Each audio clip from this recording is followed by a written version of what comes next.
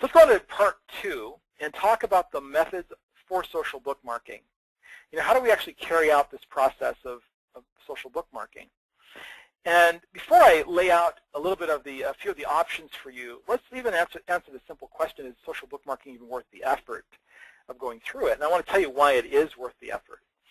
Number one, you can build one-way backlinks. And I'm talking about high-quality backlinks. I showed you examples of the social bookmarking sites that you'll be utilizing in this strategy, an example of those. I'll also say to you that from the network of other bloggers or other marketers you build that are repurposing your content, you also are going to benefit from the ranks of their pages if they're sharing your information on their pages. It's a very powerful strategy to build one-way links. If you do a link exchange, I'll give you a link on my site if you give me a link on yours. That is not as effective as a one-way link that's an inbound link to your site. So you're getting the juice given to you, and you're not giving anything away in exchange for that. Secondly, it's also very effective for search engine optimization. Okay, the SEO benefits of doing social bookmarking are considerable, and it also leverages other methods of SEO that you may be implementing right now. It will definitely elevate your page rank. It will increase your social media following, because as your information is being repurposed through social bookmarking sites and it's showing up on Twitter and Facebook and other social media sites, individuals are going to become interested in knowing more about you if your content is interesting, and you'll find that you'll be gaining followers as a result of that. It also helps you build preeminence in your market.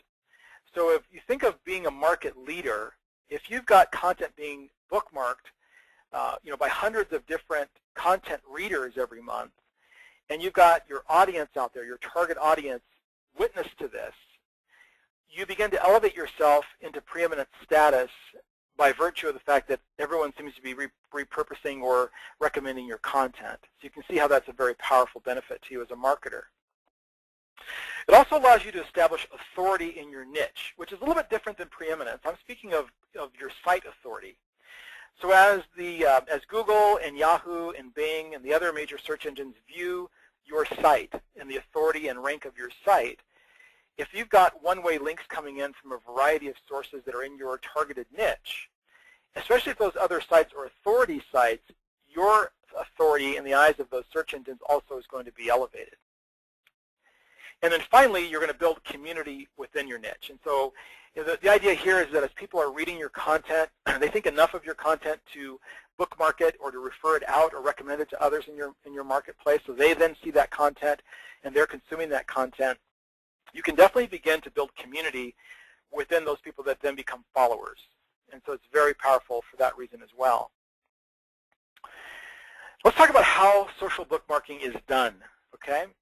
First one is organically. Okay, so through content creation. So if you're developing quality content day to day, so whether you're doing a blog post or you're doing an article and submitting your article out to article directories, or you're creating videos and sending those out to YouTube and purposing those on other video sites, video hosting sites, or if you're recording podcasts or doing webinars, whatever your content creation activities are, by virtue of you creating that content, you are in the action of contributing to social bookmarking. Because if the content is good, in either small numbers or in large numbers, people will come across your content, and if they like it, they will purpose it back out. They will bookmark it. They will recommend it to others. So the organic method is simply just creating great content. You should be doing that anyway. The second way is strategically, through link wheels and feeder sites. And this is the concept of creating micro blogs. So let's say you have your primary hub blog that we've talked about. And that's the place where you market your primary program and where you make recommendations for your affiliate links, and you're creating your revenue on that primary blog. And then outside of that, on a separate hosting account, done ideally, you're creating all these little niche blogs that are going to feed into your primary blog. And that can include some, kind of throwaway blogs, I call them, things like, one-purpose blogs on Blogger, for instance. You set up a site on Blogger for a specific promotion, and you don't really ever intend on, blogging there per se. That's why I say it's kind of a throwaway. I don't degrade it by saying that because it's serving the specific purpose that it's designed for, but essentially what you're doing is creating a static page through a blogging platform for the purpose of delivering inbound links to your primary money site. Okay? A link wheel can also be your own activities of setting up social bookmarking sites and marking your own content. So anything you're doing to create other online properties and other online media delivery methods that drive traffic inbound back to your primary blog is what I would refer to as a link wheel. And feeder sites are the same thing. Again, sites that are just designed to give you inbound links to your own content. Okay? And if that's done correctly, by the way, that's not black hat. That can be white hat if it's done correctly. And it's a very powerful strategy that a lot of really successful marketers use. The third way is automated through robots and macros. And both of those are automated methods. I use an iMacros program to do some of my marketing to my non-primary site. And a lot of marketers are beginning to use robots to go out and actually create these feeder sites or link wheels.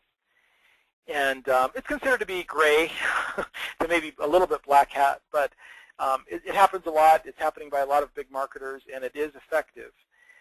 It doesn't have the staying power as some of the more organic or more natural methods, but using robots and iMacros certainly is a legitimate way to create presence in social bookmarking sites.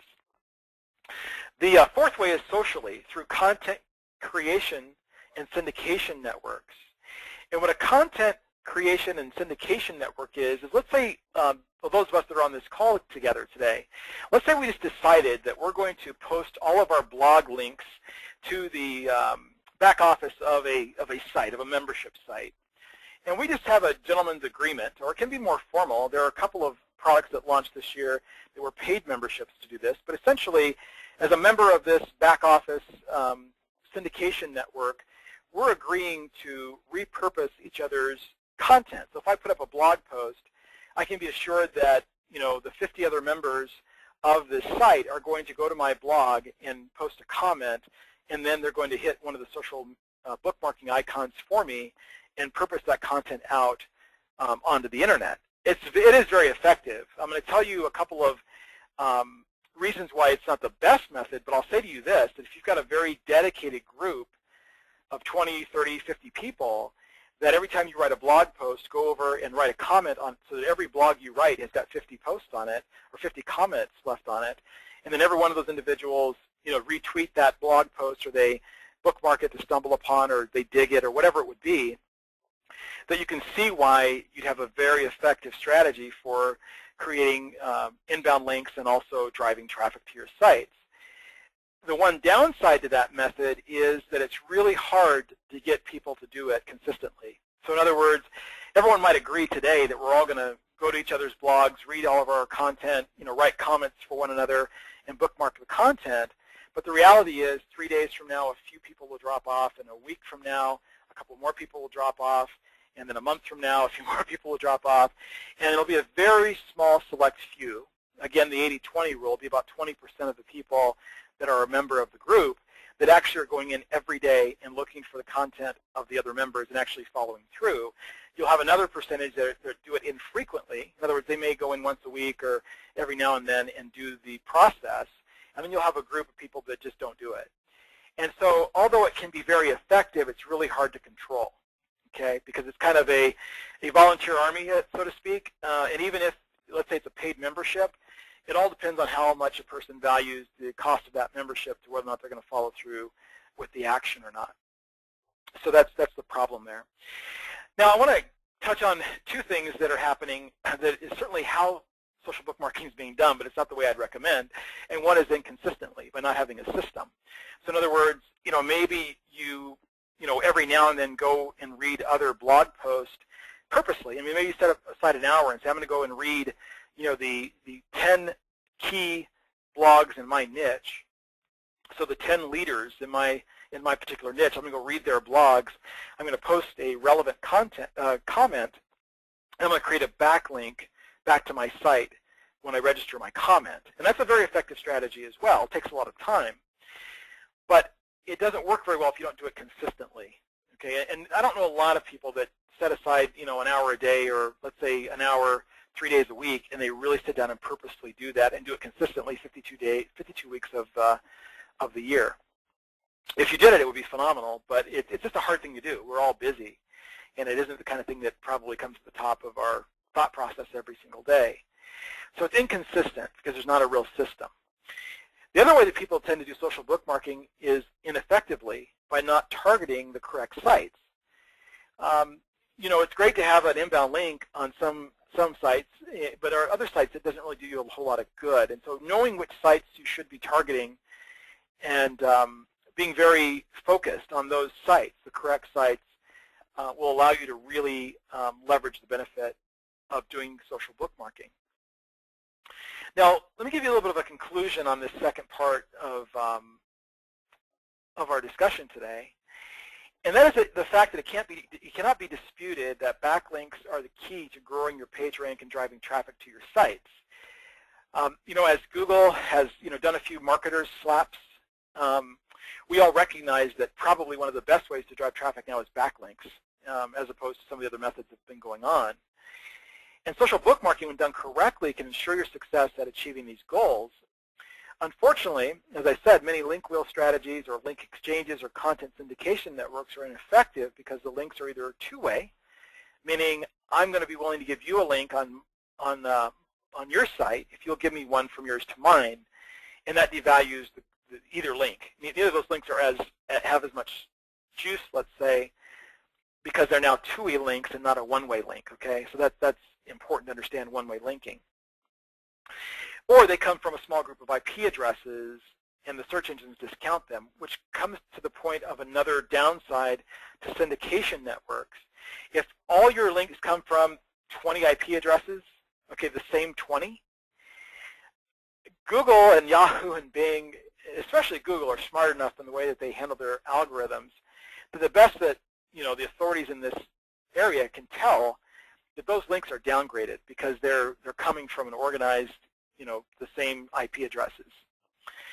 So being able to spread those out is really critical, and it is one of the downsides that syndication networks don't handle very effectively. Okay, now to the story and the part 3 and what I want to introduce to you guys. I mentioned that the opportunity to share this with you came as a result of me sharing a really cool tool with Damien. And Damien loved the subject matter of social bookmarking and asked if I would do this presentation, and he suggested I show you this little tool at the same time.